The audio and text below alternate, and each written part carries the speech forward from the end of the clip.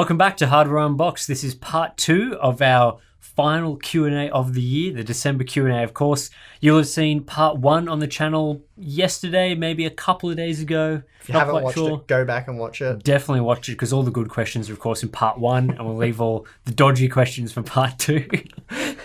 But yeah, go watch that. It might have been a couple of days ago, because shifting our schedule up a bit for the Christmas time. Yeah, that's right. Super slow at this time of year. But anyway, we've got some more questions to cover, so let's get into it.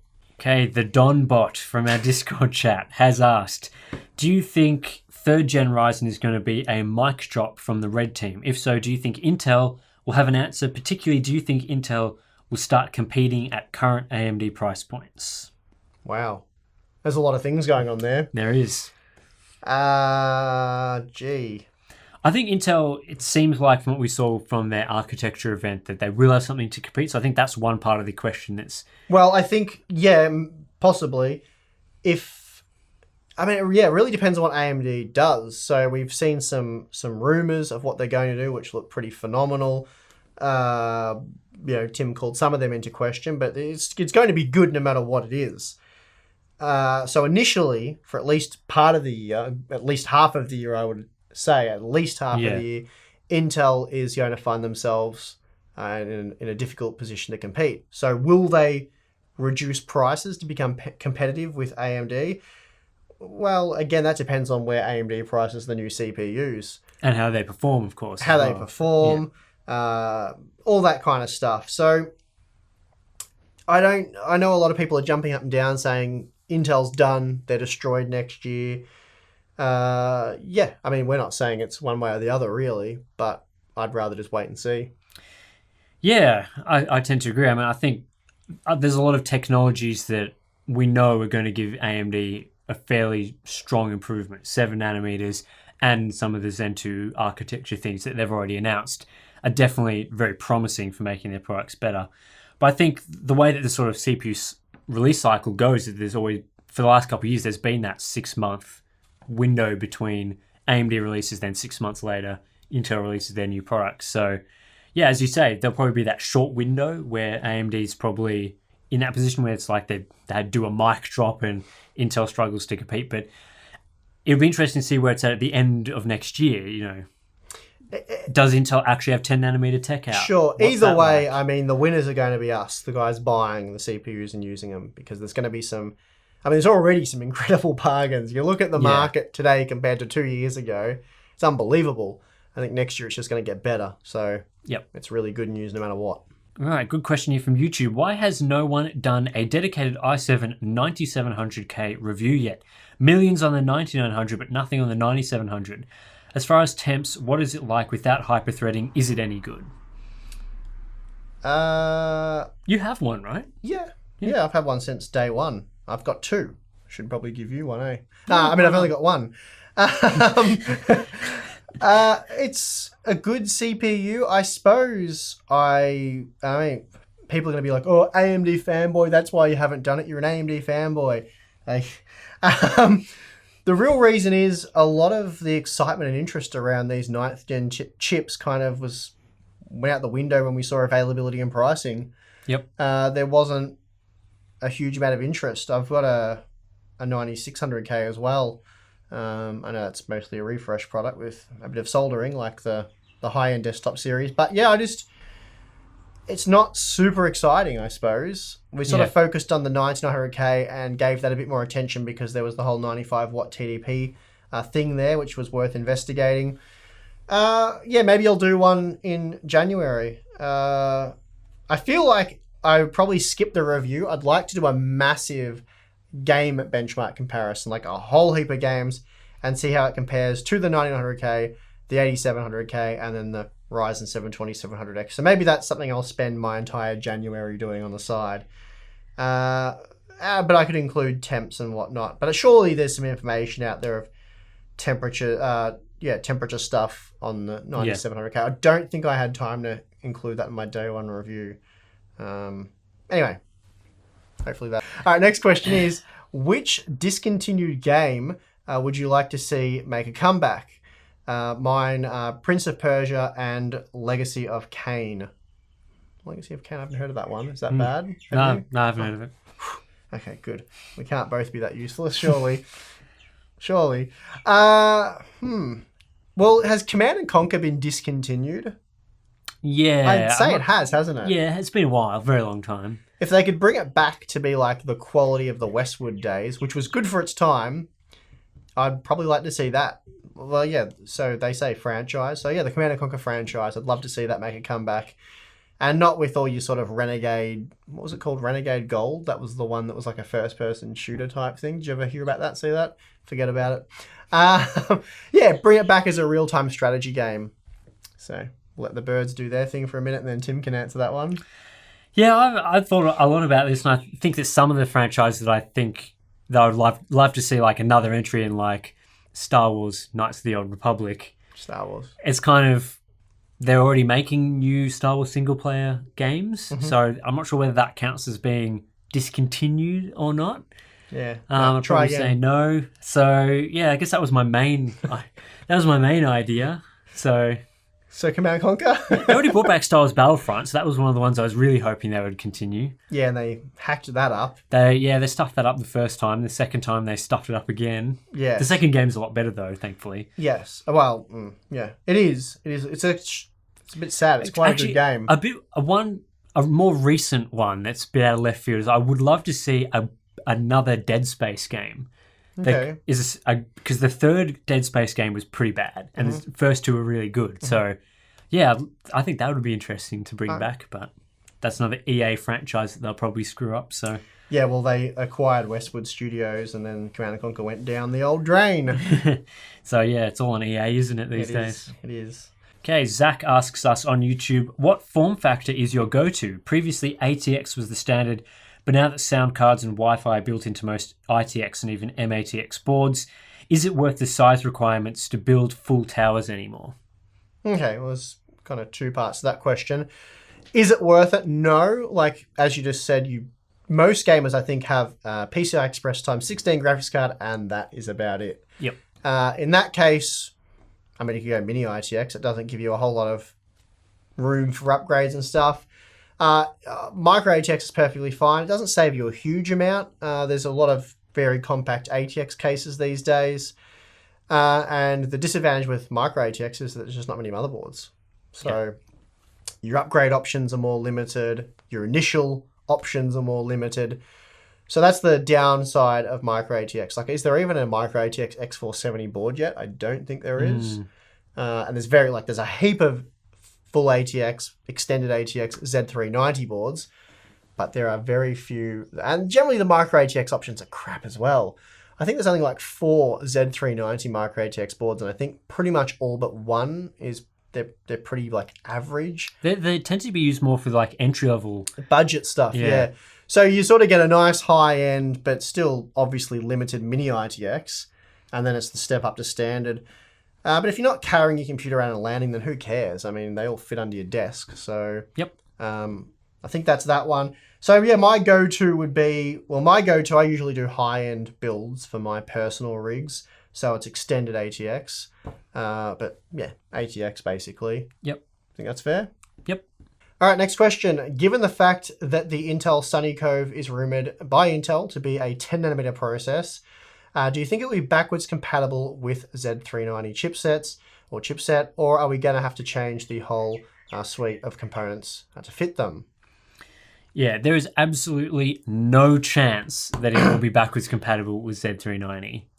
None. Will not happen. Normally I would say, because you don't know for sure. I don't know for sure, but in this case I'm pretty sure. Like, yeah, I'm going with Tim on this one. Yeah, it's just not Intel's playbook to make if I that had to backwards bet compatible. big money on it and I had to choose one or the other, that's the one I'd be going with. I think that's your safest bet there. I think we'll see a new socket as well, simply because while Skylake through to Coffee Lake has been the same architecture, largely the same, with 10nm, fully different architecture, new process node. That's usually the catalyst for Intel to go with new socket, new chipsets.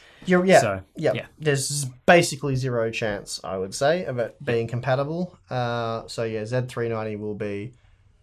it'll be dead. It'll be dead, yep. All right, we've got a question here about Ryzen. Many people, me included, have bought Ryzen 2400Gs to wait out insane GPU prices. Now we can buy proper GPU for normal amount of money, but wouldn't Ryzen 2400G be a bottleneck? It only has, 4 cores, 4 megabytes of level 3 cache. It has, limited PCIe and all that. Well, yeah, you're not going to stick a RTX 2070, 2080 or 2080 Ti with it. I mean, you probably do a 2070 and it'd work well in some games. This is one of those very general roundabout questions that I can't answer in a couple of words because it depends on what games you want to play. So if you want to play Fortnite, your 2400G is more than sufficient. The 2400G has SMT, so it's 4 cores, 8 threads. But yeah, it's not the fastest CPU going around. I mean, I would recommend sticking God, if you're coming from the integrated graphics on that thing, get yourself an RX 570. What are they down to? You just did a video on that. 150 US. 150 US. That's less than you paid for the APU.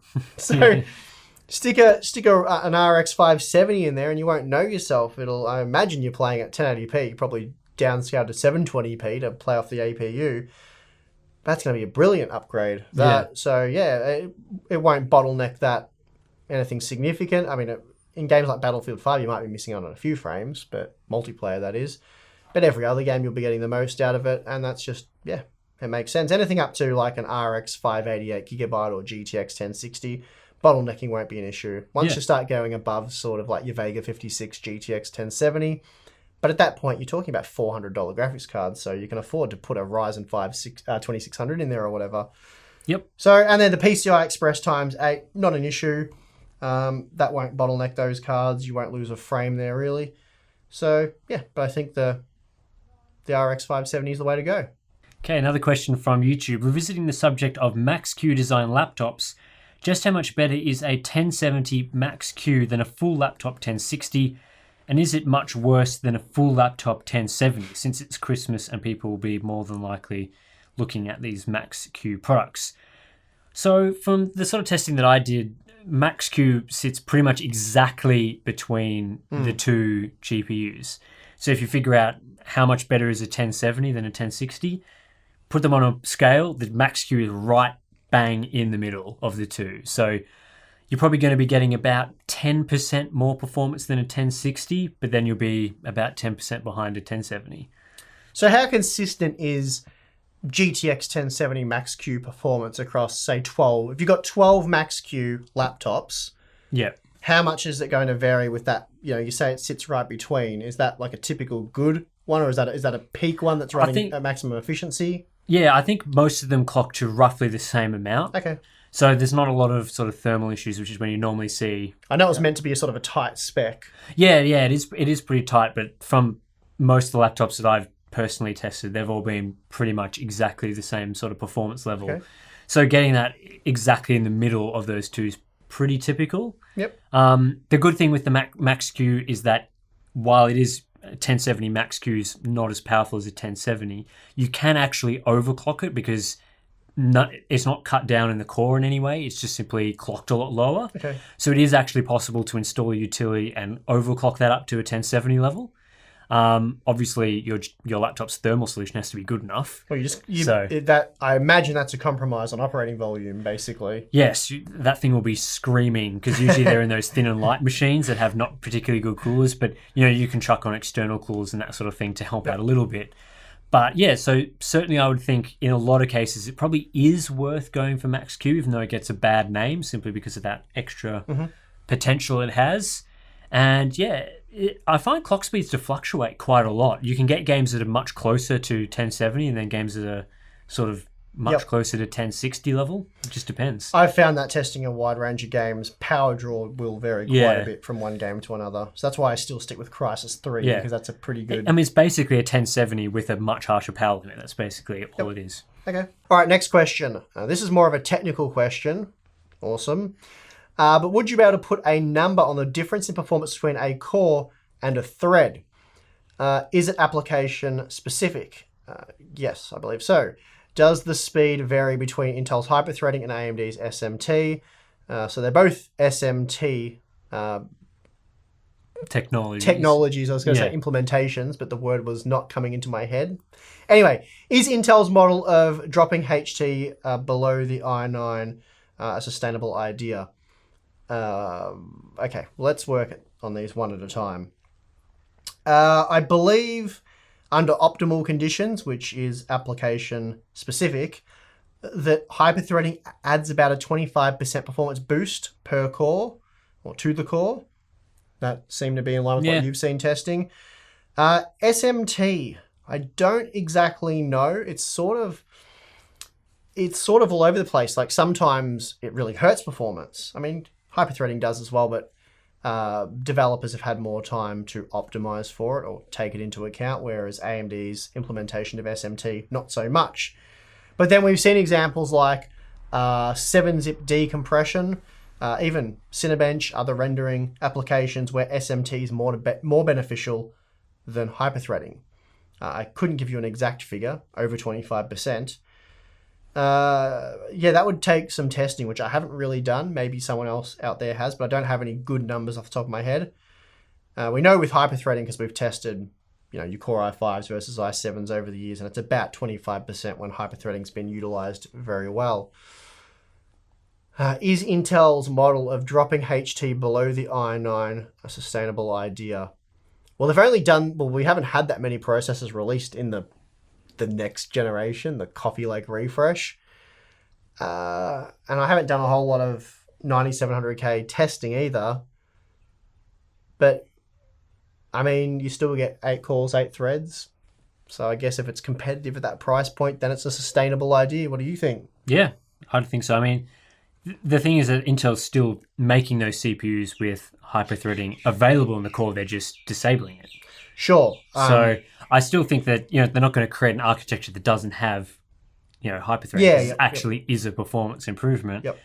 But I wouldn't be surprised if in a future generation they bring that segmentation back to have like 8 cores, 8 threads, 8 cores, 16 threads. Maybe you have your 6-core, 12 thread. Who knows? Next question. This is a monitor one, but I think I could probably answer this one. But I'll let the professional take it anyway. Do I need a G-Sync monitor for GTX 1070 Ti, or is a 144Hz FreeSync monitor, adaptive sync monitor? Will that do just fine? Need to save money. I would guess that if you're playing up at those high refresh, at those high refresh rates, those high frame rates is what I was going to go for, that it'll be absolutely fine, that you don't need G-Sync. That tends to be what I've sort of experienced. I think I've mentioned this a few times, that adaptive sync is most useful between your sort of 40 to 75, 80-ish where you FPS. Notice the lag, That's where you sort of notice that the stuttering, you're more likely to notice screen tearing and that sort of thing when you're playing in that zone. Whereas if you're up at the upper end of your monitor, you're buying a 144Hz monitor, so I'm assuming you want to be playing up at that high end of that zone, so like 100 plus FPS. Honestly, the difference between, say, VSync off and adaptive sync, not that big. It depends how noticeable you find tearing. Yep. And then VSync on, you probably see maybe a bit of stuttering, but it's definitely not as noticeable as when you're playing at those lower frame rates. So, in my opinion, it almost costs twice as much to buy a monitor with G-Sync in it these days. Mm-hmm. That $200 premium with monitor prices lowering so much, that $200 premium can be like half the cost of the monitor. So in my eyes, it's just simply not worth it in any sense. So, no, it's not. It's definitely not worth it. And then, like as we say, who knows what AMD's doing next year? Next GPU upgrade, next graphics card upgrade, maybe an AMD one. So yep. Yeah. Second last question. We still have the sounds of nature going full ball out there. Yeah, there they go. I wonder how loud that is on the microphone. It's good main channel sort of soundtrack. Anyway, second last question, and I'm just going to hand this one straight over to Tim because he's the news corner guy. All right. What do you think the performance of Navi will be? In your opinion, do you think it stands a chance against RTX 2080 Ti? You're asking me to get my crystal ball out again here. Here's my 20-foot pole. Yeah, and I'm not touching Tim with it. Yeah, I mean, simple fact is we don't know. What do we think the performance will be? I mean, we would like it to be up near a 2080 Ti. That'd be great. Better than a 2080 Ti. That'd be amazing. I think we have to temper our expectations though, because When it comes to AMD GPUs, Yeah. I have no expectations. And I don't mean that in a negative way. I just mean it could be anything, and I'm willing to wait and benchmark it and see. yeah, so I think they're coming from a long, long way back. When you look at how Vega 64, their current flagship, Vega GPU, competes with the 2080 Ti, it gets absolutely destroyed. And that's on current process technologies. We're talking, NVIDIA's on 12 nanometer, AMD's on 14 nanometer. So when it comes to Navi being competitive, they not only need to make a product that bridges the gap from Vega 64 to the 2080 Ti, which is massive, massive gap, they also need to make it better than a 2080 Ti so that when NVIDIA comes out with their 7 nanometer product, it doesn't immediately get trounced again.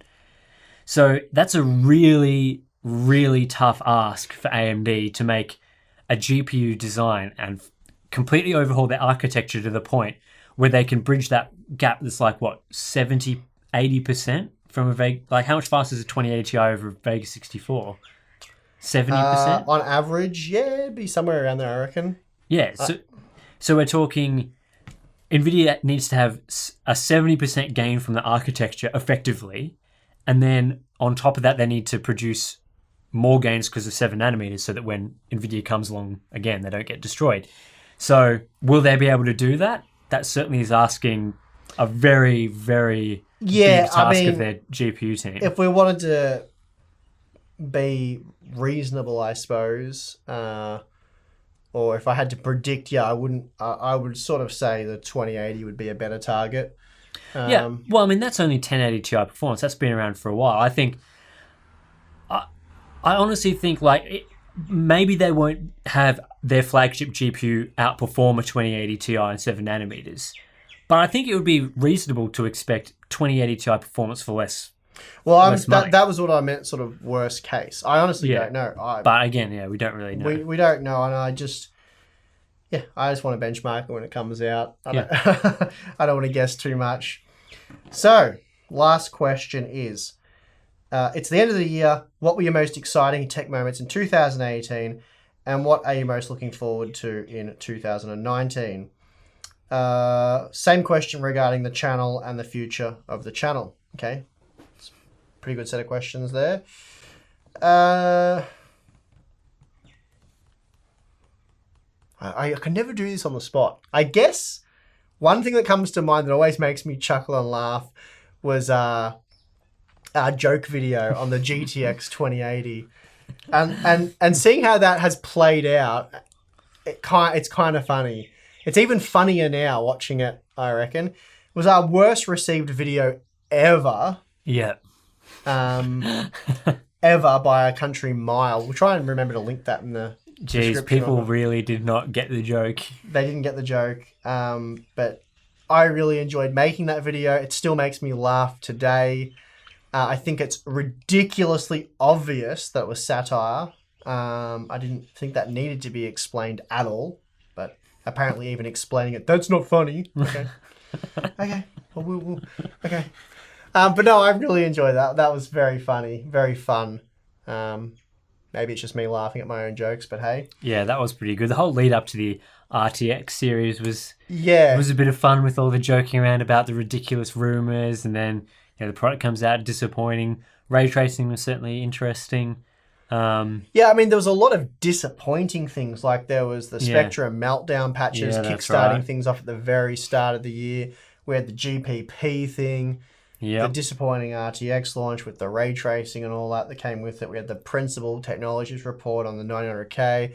Gamers Nexus made a T-shirt or something. Their latest all the fails on that's actually a really awesome looking T-shirt. So I recommend checking that out. I think they're mostly sold out now. It's a limited run, but that was a very, very cool T-shirt. So I probably should have tried to get my hands on one of those. But I recommend checking out the Gamers Nexus store if you want to see a shirt that encapsulates all the disappointing things of 2018. But the most exciting moments. There hasn't been that product this year that's just been amazingly good. That followed up. I was super excited for the 2990WX, and then it was an epic fail on Windows. And products like the Ryzen 5 2600 that released, and it was pretty good, but it only became really good when the prices started to drop at the end of the year. Yeah, same with your RX 580, 570 sort of stuff. So that's not really as much of an. There's definitely something we're overlooking. Yeah. You got anything else? No. Okay. Well, we'll stick with my silly joke video of the GTX 2080 that became the RTX 2080. Okay, and then the next part of that question is, I suppose, the second part. It's a three-parter. What are we most looking forward to in 2019? Well, I think for me, it's pretty obvious. It's the 7nm tech, mostly from AMD. I probably most looking forward to the CPUs, I think, but CPUs, GPUs obviously is a big deal as well. That's probably the thing I'm most excited for next year. What about you?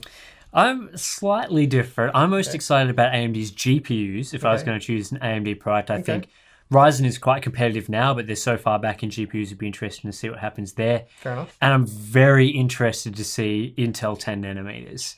I think we sort of have a reasonable idea of what's possible with 7nm from AMD and their CPUs and their architecture, but I think a lot of people have been prematurely killing off Intel, and I'm very interested to see what they can do in 2019 to sort of get rid of that perspective about the company, because I think they might have a few tricks up their sleeve to make everything more competitive. And if there's more competition, then win-win. Intel's been at the forefront forever. We don't really want AMD to be at the forefront with no competition either. We want good competition because that makes the best products all around. Yep. Okay. Same questions regarding the channel and the future of the channel. So what were the most exciting moments for the channel this year? I think for me was probably building a Patreon account. We're really focused on that this year for the first time ever. And we've got a really good community that we've managed to grow. It's gone from a point really where I was getting a lot of tech news and stuff from just like reading websites or browsing Reddit, browsing Twitter, that sort of thing. Mm-hmm. But now the Discord community that we've sort of built for Hardware Unboxed is really a great place to chat about all these new things that come out. And they usually are posting about the news and stuff, which makes it easy for us to keep up with that. And it's such a friendly and nice community to talk with, whereas, you get to Reddit and there's sometimes a lot of that, even YouTube comments as well, a lot of fanboy arguments and that sort of thing, whereas I prefer, it's a good way to escape all of that. Yeah, it's a more measured and sort of reasonable discussion more in there. Measured, more mature community. So, I really like that about the Discord. Yeah, I think that's probably the most exciting thing for me this year to do with the channel. I mean, the growth as well. We've doubled our subscriber count, for example, which has been phenomenal. Yeah, so, it's been a big year for the subscribers. The support from you guys has been fantastic. And then the future of the channel, well, we just want to keep working hard on the channel. I don't think it's possible to work harder or spend more time. I think that's impossible, but I think it's better to do better. Yeah. So with the time that we do put into it, we're always learning, learning how to do things and. Yep. So just make every aspect of it better. We want to do a merch store next year. Get some. Start on that early 2019. Yep. It will probably start off fairly basic, but then we'll get some benchmarking meme t-shirts going. You guys have been requesting the merch store for the best part of the year, pretty much. We get requests all the time for t-shirts, mugs, mouse pads, whatever. We're working on it. It is in the plan. It is coming at some point, hopefully next year. I think it's fair to say we're thinking about it. We're talking about it. But we're definitely talking about it. It's one of our things that we're planning for next year. So that's something for next year we're planning. Obviously, we want to continue the growth. And just all that generic stuff, like making the content better, which is obviously what we're always striving to do. Yeah, we want to keep the content still the stuff that you guys like. We're not really interested in branching out to do more mainstream or take the channel from enthusiasts to make into a Linus Tech Tips or something. We're not really not as interested in doing that. We want to keep it on stuff that we enjoy doing, and what we cover now is what we enjoy doing. So so that's not going to change. Hopefully it's a good year next year. There should be plenty of good tech for us to cover. We always enjoy those big slogs where they're the day one reviews and we've do nothing but stay up and benchmark and test for days on end. So plenty of that next year, so that'll be good. And next year's releases are looking like they're going to be a lot better than this year's. Yes. So this year was very disappointing in a lot of ways. A bit weak, but So that's pretty much it. All right, and that's it for the December Q&A. Thanks to everyone who managed to watch through all of both videos. It's usually about an hour's worth of questions answered here. Have a lot of fun coming out here for this one. Definitely. It was So worth it, even if I had the wrong shirt for the event. Hopefully I didn't upset too many viewers. yeah, you'll have to not stuff it up next time. Yeah. Single colours. I've got to keep it simple. Keep it simple in 2019. Yeah. Yeah, I guess, if you like these videos, you can always give it a thumbs up, subscribe for more typical hardware unbox content, other benchmark stuff, the stuff you guys like. And yeah, I guess we'll catch you in a Q&A again in 2019. Yep, should be good. All right, see you later.